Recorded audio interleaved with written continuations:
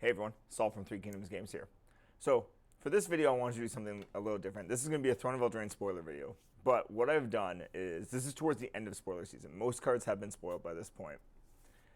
I am going to go through and try to have more like a first reaction impression kind of thing to these cards, because I have intentionally tried to avoid spoilers to the best of my ability.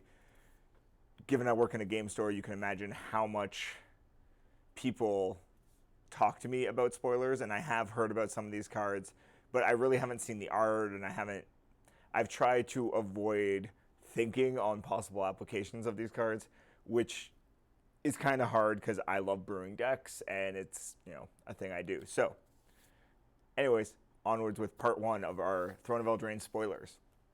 So first up, we have Harmonious Archon. It's a 6 CMC white 4/5 flying Archon. It's interesting to see Archons are coming back in this set, but anyways, non-Archon creatures you control have base power 3, power and toughness, so they become 3/3s. When it enters the battlefield, you create 2 white human tokens. So those are going to be 3/3 tokens because of the Archon. That's actually really interesting. So this would work really well in a token strategy. If you're in any kind of Selesnya token or white token strategy, this could be an easy way to drop and try to swing for win. And I know it will buff your opponent's board, but if you're going wide enough, you're getting all this extra 3 damage stuff going past them. It's actually a really cool, really interesting way to kind of finish out a token deck. And at 6 mana, yes, it's expensive for Modern and some of the other formats, but for Commander, I can see this being a lot of fun. And for Standard, 6 mana isn't unreasonable for a finishing turn, especially for something that's more mid-rangey token control. So maybe Selesnya tokens just got a new weapon. That's kind of interesting to me. Now, the first adventure card we're going to look at, if you don't know the adventure mechanic, I've already done a mechanics video / I ranted about the trailer for Throne of Eldraine. You can find that in the description below, as well as obviously on our YouTube channel, and probably I have a link on our Facebook page by this point as well. Now, BrazenBorrower. 3 mana, 3/1. Theft is its adventure. Return target non-land permanent an opponent controls to its owner's hand for 2 mana. Not bad. Little overcosted for what it does, in my opinion, but again, not horrible. And then it's a flash flying, and it can block only creatures with flying. Okay, so 3 for a 3/1 flying that can only block creatures with flying is kind of bad, frankly. But the fact that it has flash means you can bring it out later, and I'm assuming that means you can still cast it for flash from exile. So you use it for the first half to bounce something, and then maybe later on, like a turn you're trying to finish, you bring it back. I don't know. Don't love it. Like I said in the video, I find like I said in the mechanics video, I should say, I find the adventure mechanic is a little underwhelming at times, just because you're going to use it for one half or the other. I wish it had more to it. I wish it embodied the change that adventures generally have. Now, next up, we have Rankle, Master of Pranks. It's a 4 CMC, 3/3, flying haste. It's a fairy rogue. So flying haste, 3/3. Whenever it deals combat damage to a player, choose any of the following options. So you have 3 options. This is actually really awesome. Each player discards a card. Each player loses 1 life and draws a card. Each player sacrifices a creature. So you have 2 mechanics that just punish people, and the in-between mechanics kind of group huggish. That's interesting. I don't know how it's going to go in Constructed. I think in Standard, for sure, it might see some play, or Limited, I should say, actually. It'll see some play. Standard, I don't know. Maybe it'll find a home. Especially if you want to punish people's hands or make them sack creatures. Assuming you have other creatures, because otherwise you're just sacking your Rankle. So, I don't know how I actually feel about this card. It seems like a strange group hug / punishment card. So Commander, definitely it's going to be a lot of fun. I wouldn't necessarily build this as my Commander, but I could definitely see putting this into some strange group hug / punishment deck. But first Black Legendary Mythic that we got to see, so kind of cool. Next up we have Robber of the Rich. This is clearly not Robin Hood. Just saying. Wizards. I'm pretty sure Robin Hood might be open domain at this point. Maybe not. Maybe Warner Brothers has a death hold on it still. But anyways, Robber of the Rich. 2 mana for a 2/2 human archer rogue. Cool. I guess archer tribal? No, that's not going to be a thing. At least yet. Maybe in the future. Reach haste. Whenever Robber of the Rich attacks, if defending player has more cards in... Sorry. This is where my dyslexia comes in. Reading on camera. When Robber of the Rich attacks, if a defending player has more cards in hand than you, exile the top card of their library. During any turn you attacked with a rogue, you may cast that card, spending mana as though it was mana of any color. Okay, really cool concept. Now, they're trying to introduce, I guess, rogue tribal. I haven't seen that before, but we just had Rankle, which is a fairy rogue. You have BrazenBorrower, which is a fairy rogue as well. So it's possible rogues are going to be in Grixis. So another Grixis tribal. Hopefully it's better than the last Grixis tribal. For those of you playing at home, that is Pirates. I loved Pirates, but I ended up playing Rakdos Pirates because blue Pirates were not good outside of Limited. But the fact that you get to randomly rob cards from people and then cast them later is really cool. Even if they kill your Robber of the Rich, they potentially just lose those cards. I actually really like this card. And you know what? 2 mana for a 2/2 with reach and haste, and it's non-legendary. It's pretty solid. I think this will see some constructed play for sure. Maybe just sideboard. Maybe it will be main board. I am not sure at this point. But pretty cool. Now, this card, I will confess, this next one I have heard about to a degree, but it's insane, and I think it needs to go in so many decks, and I already know people who are trying to brew it for Commander. That's Questing Beast. It's a 4 mana beast that's a 4/4. So 4 for a 4/4 beast is already pretty good. On curve, I should say, not great. What makes it great is, okay, it has Vigilance, Death Touch, and Haste. 3 keywords on top of the already 4 for a 4/4. Yes, it's legendary. Yes, it's a mythic. I know. But Wizards have said mythics aren't supposed to be musts for constructed. Just saying. Questing Beast can't be blocked by creatures with power 2 or less, so they can't trump block it. They will have to use something actually substantial to stop this nonsense. And then combat damage that would be dealt by creatures you control can't be prevented. So everything you have has a better version of Trample. Well, I guess it's not necessarily a better version of Trample, but suddenly Fog becomes a one-sided board wipe. Just saying, it doesn't say can't be prevented by opponent's effects. It says just can't be prevented. So swing in with everything, let them block, and then Fog and kill all their stuff. And then whenever Questing Beast deals combat damage to an opponent, it deals that much damage to target planeswalker that player controls as well. So I get to hit you, and then hit one of your planeswalkers as well. On top of you can't prevent my damage. This card is insane. So what people are talking about doing with this in Commander is essentially mono green Voltron. So for those of you who don't know what Voltron means, you're strapping all the mono green enchantments and artifact and all the equipment on it and just going to town with this massive thing. I think overall Questing Beast is super overpowered for what it is. It will probably see standard play for sure. Modern, it might be a little slow being a 4-drop, but limited, this thing is a massive bomb. If you see it, take it. Not that people would probably pass it anyways, but if you see this card, please take it. So next up, we have the Circle of Loyalty. It's a 6 CMC legendary artifact. Now there's a series of 6 cost legendary artifacts, or well, I should say 6 or more costed legendary artifacts that are reducible through some means or another. In this one's case, it costs 1 less for each knight you control. Creatures you control get +1/+1.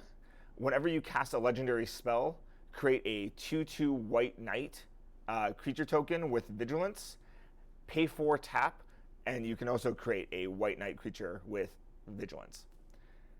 This seems pretty solid, because you are going to get it out pretty quickly, I have a feeling. You're probably going to be dropping this on maybe turn 3. I doubt that early, but turn 3 or turn 4, it's going to have a huge impact. In Limited, this is going to give you a ton of reach because you're going to be able to just keep pressing with more 2/2s and more 2/2s. Every time they kill it, more come out. Plus, any legendary spells you cast, because it's not even legendary creatures, just legendary spells. So if you're running the other legendary artifacts, anything like that, some of the legendary enchantments that are out there, all of that stuff will then let you spit out more, which this then fits into like the Captain Sisay legendary deck that is in Commander. And I think overall, this is a really solid card. At 6 CMC, even with reduction, maybe not standard playable, but I think Limited, this is going to be huge, and Commander for sure, this is going to see a ton of play. For the blue legendary artifact, we have the Magic Mirror. Now, this is one I have not seen before. So it's a 9 CMC legendary artifact. It costs 1 less for each instant and sorcery in your graveyard. So if you storm off, you get to cast this thing for cheap. You have no max hand size, and at the beginning of your upkeep, put a knowledge counter on Magic Mirror, then draw a card for each knowledge counter on holy... Yeah, that thing's huge. So mono blue control, is it Spell Slinger? Maybe not so much, but any kind of Spell Slinger or spell heavy deck that runs blue should play this because you are going to end up net card drawing a ton and you have no max hand size. In Commander, this is going to be a kill on sight because you don't want to give someone that much card advantage. And overall, this is huge. I think this is going to be an amazing card. I don't see how this isn't going to find its way into a ton of decks. Now, next up we have the black one, which is the Cauldron of Eternity. So it's a 12 CMC.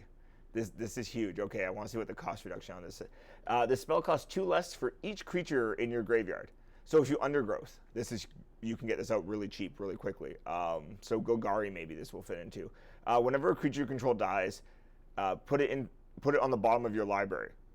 Oh, so you just keep cycling your... That's huge.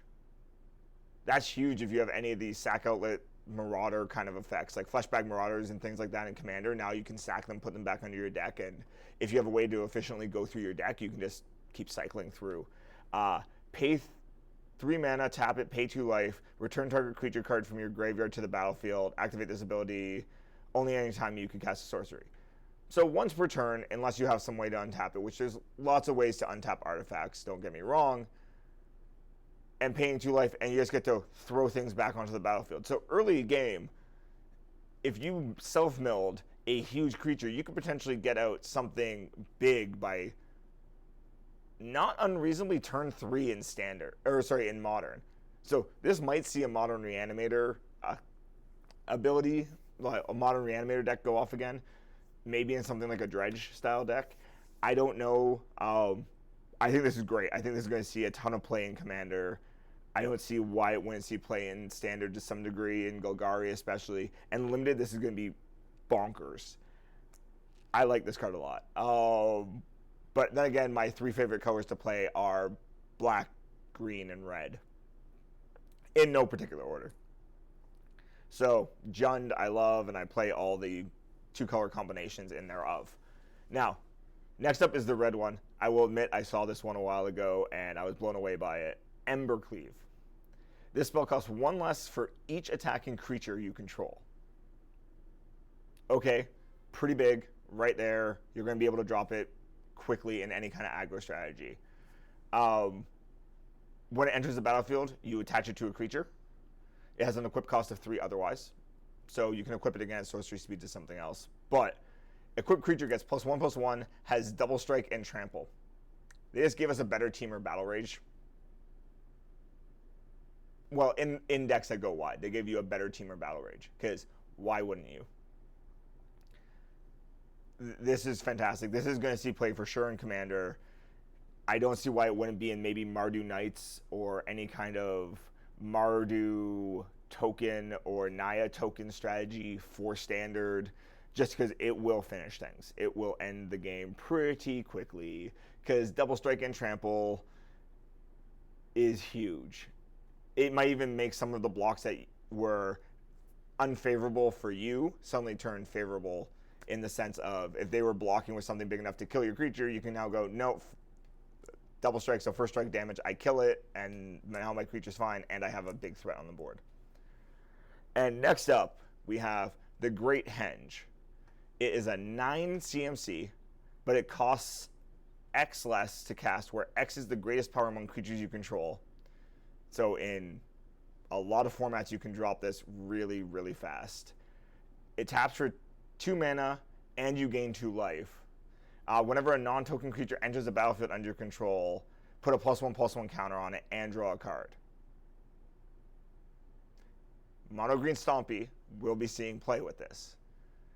This will make the deck more mid-rangey to take advantage of it, but this is super strong. This will find its way also into almost every commander deck, because this is a solid mana rock that also gains you life and draws you cards for creature stuff. So, like I said, I played Gruul, I played Golgari. I'm going to get probably a play set of these for commander, just for all the different decks I want to put it in. Overall, that is a super strong one. So I think it's a toss-up between the Magic Mirror, the Ember Cleave, and the Great Henge, for which is the strongest of this artifact package that they put in. But it's insane. I think they're all great. And I like that Wizards is moving away from colorless artifacts, because colorless artifacts is is super easy to abuse. So the fact that they're making them color specific, kind of cool. Magic Mirror might find its way into the Grixis Wurza deck in Modern, now that I think about it, just because they can get it out pretty easily, and, drawing tons of cards is drawing tons of cards. So next up we have the 3 mana legendary, 3 of a corresponding color mana legendary cycle that they put in. And what I mean is, for instance, we have Linden, the Steadfast Queen, 3 white mana. And there's one for blue, black, red, green, so on and so forth. So this is the white one. She's a human noble. She's a 3/3. Vigilance, whenever a white creature you control attacks, you gain 1 life. She's okay. I think she's a little underpowered for what she is. At 3 mana for a 3/3 with Vigilance and you gain some life, I guess it's a possible addition to Soul Sisters, but you have better things you can do in the 3 slot than this. I'd rather have an Anthem effect. Frankly, if I was going to do 3, Benosh Marshall would do more for me than this. So, not that impressed with it. So next up we have, but you can tell she's the queen of the White Empire. Kind of cool. Next we have, in blue, Gandwick the Wizened. Tell me that is not supposed to be some kind of Gandalf or Merlin knockoff, just saying right there. It's X and 3 blue. When it enters the battlefield, draw X cards.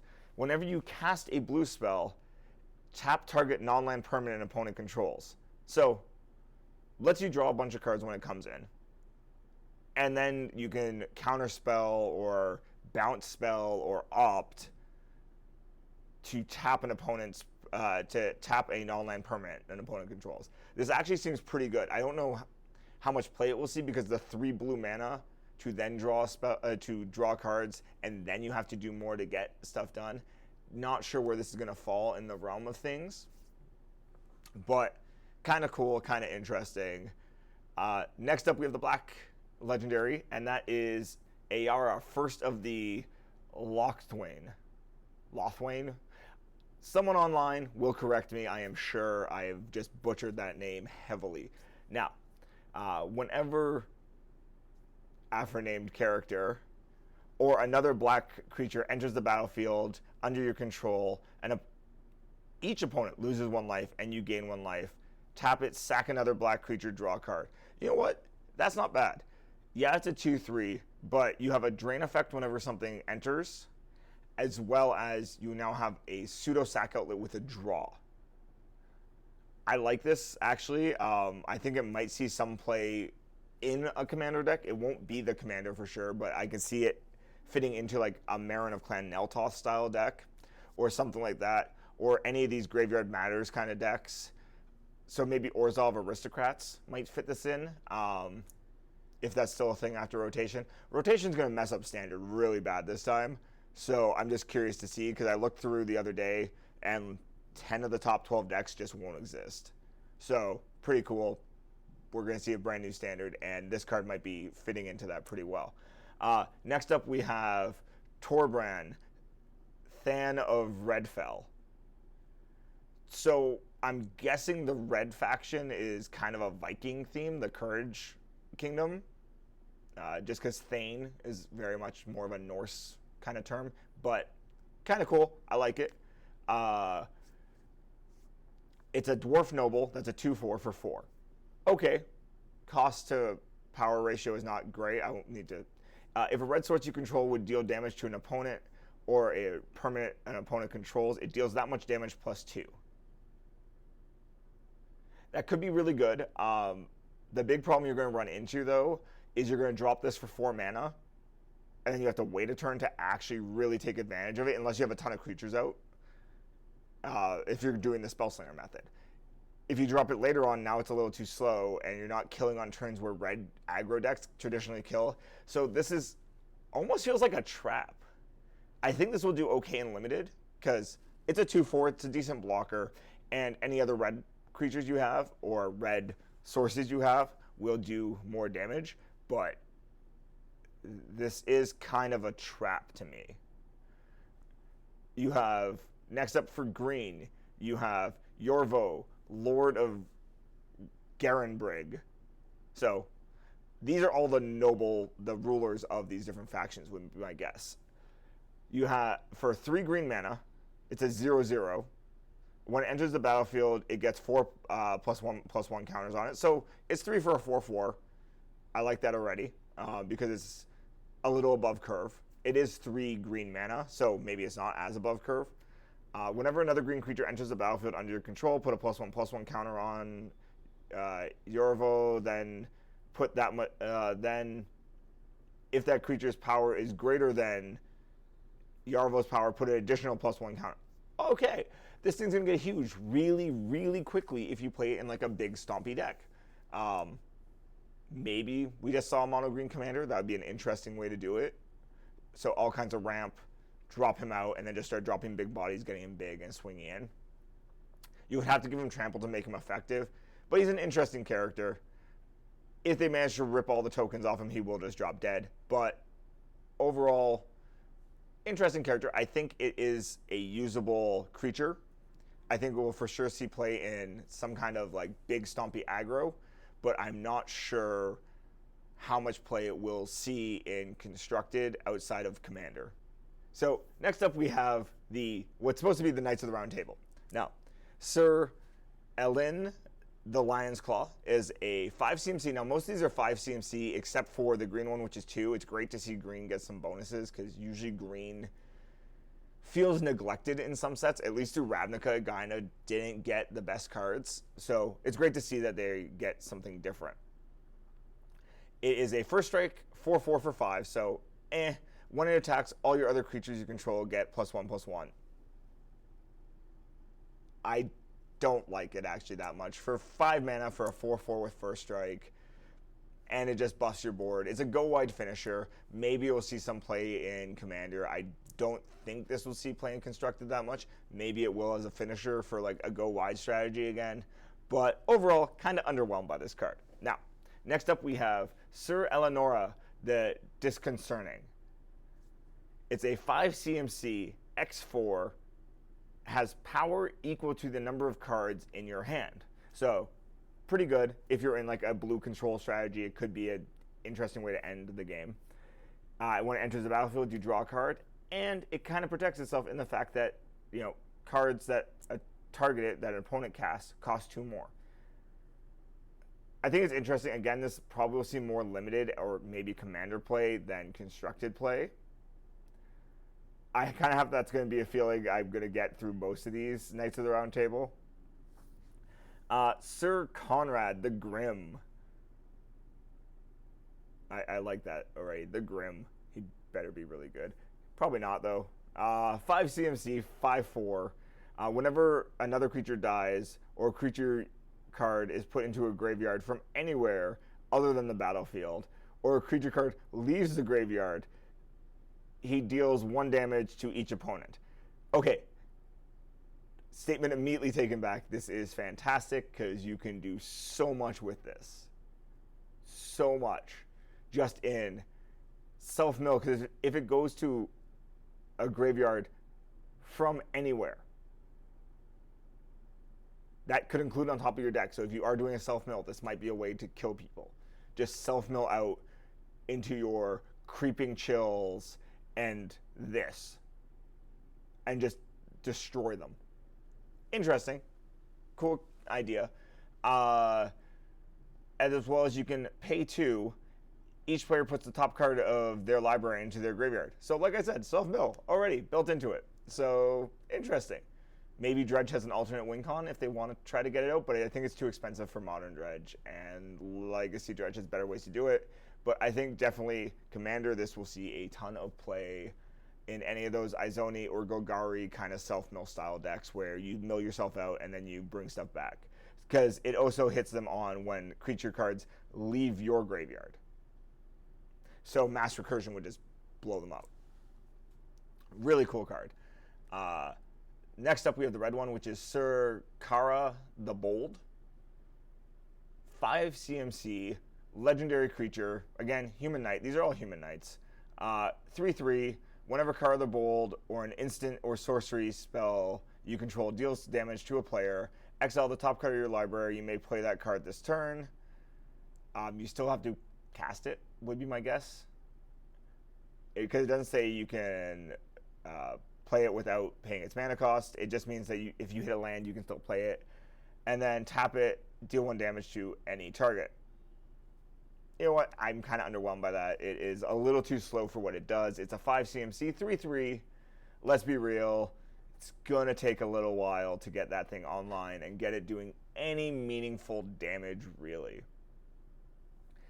Next up, the green one, which is the one that's most undercosted by all of them, so I'm curious to see what it does. Sir Farron, the Henge Hammer. Okay, kind of cool name already. And it's riding this giant bear. I think that's a bear, at least. When Sir Farron the Hedgehammer attacks, another target attacking creature gets +X/+X, where X is Sir Farron's power. Okay, that's not horrible. 2 for a 2/2 that buffs something else. It might make blocking a little trickier for your opponent. You can also select where you want them to block. As well as it means if you use something like Giant Growth or a pump spell on Sir Farron, you can also essentially get it used on another creature. That's actually pretty huge there. I think it's interesting. I think it will for sure fit its way into Commander decks. I don't know if it will be the Commander, but definitely going to fit into Commander decks. Definitely could see fitting it into some kind of green aggro or strategy similar to. So, pretty happy with that one, actually. I think it's that and Sir Conrad the Grim are probably the most playable out of those 5. Okay, so next up we have Realm Choked Giant. Sorry, Realm Cloaked Giant. It is not being choked. It is cloaked. It is an adventure card. So, second adventure that I'm actually talking about, and let's see if it's as underwhelming as the last one. It is a 7 CMC for a 7/7 with Vigilance. Already don't like that side of it. There's better things you can do for 7 with creatures. For 5, destroy all non-giant creatures. Okay.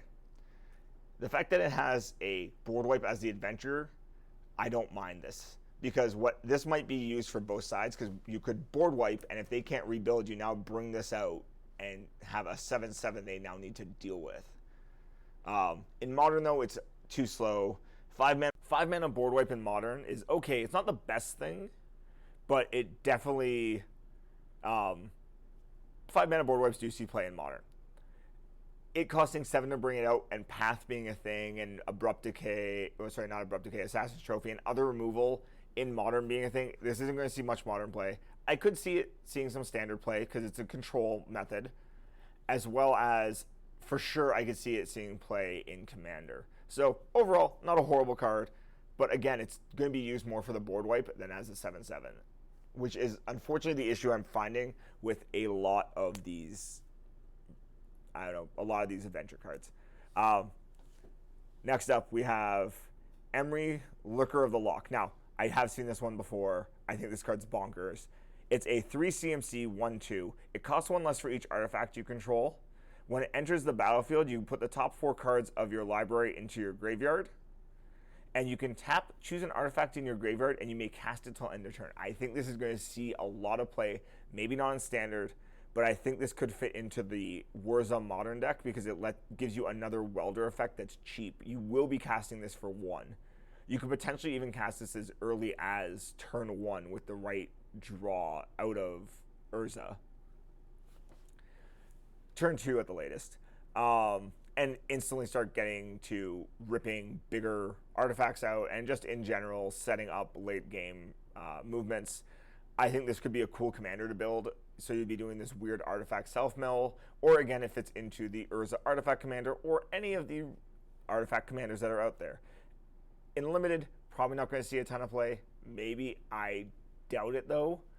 But overall, super solid card. Next up, we have Black Lance Paragon. So it's a 2-mana 3/1 with flash. When Black Lance Paragon enters the battlefield, target knight gains Death Touch and lifelink until end of turn. So this is an improved version of the Direfleet Poisoner for knights. I think this is fantastic. I loved the Direfleet Poisoner when I was playing it in my Rakdos Pirate deck. And I think this is going to see a ton of play if you're doing a knight deck because flashes in, it doesn't have to be an attacking knight, it's just a knight gains Death Touch and lifelink. Since there's a bunch of knights with first strike already, this is actually a really, really strong card. I think it's going to see play in multiple formats, for sure.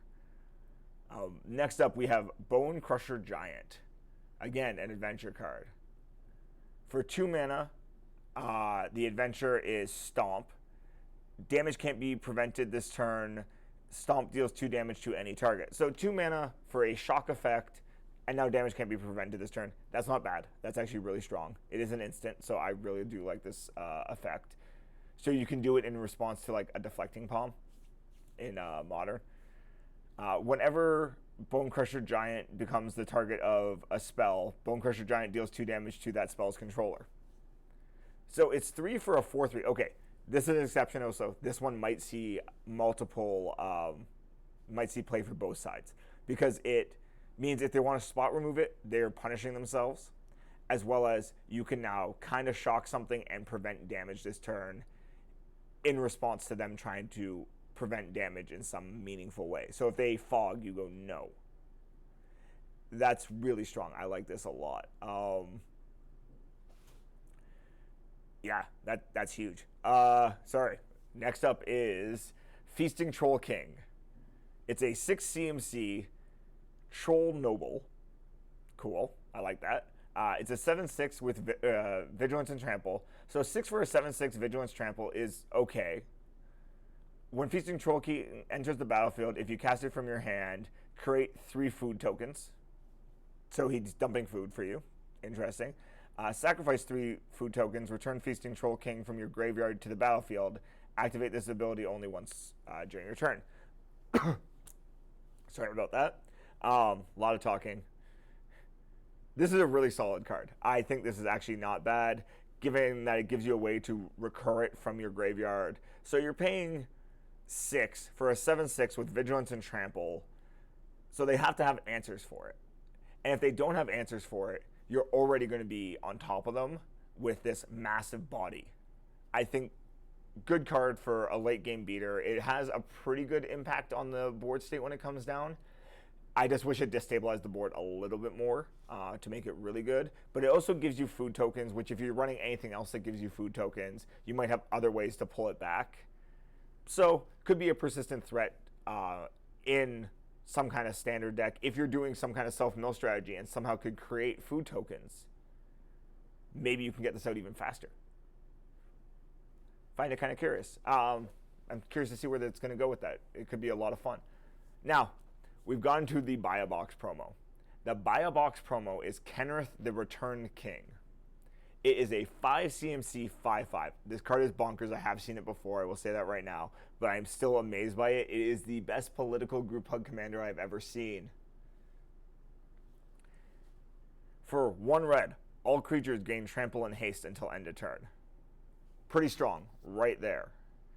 For 1 colorless and 1 green, put a +1/+1 counter on target creature. So you get to then choose which creature gets a +1 counter. So first ability lets you help accelerate someone else, politics and commander, talk them into not attacking you, get them to swing out on someone else.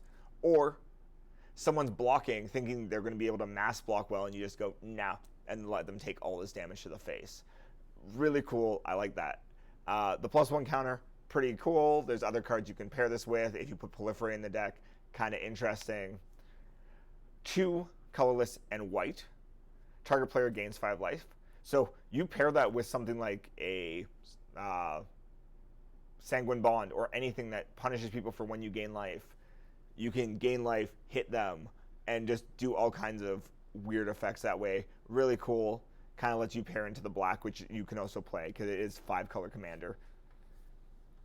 3 colorless and a blue. Target player draws a card.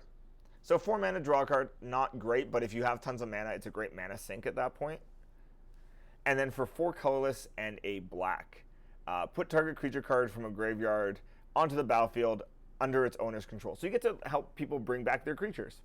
Maybe it's creatures they wanted to be dead and stay in their graveyard.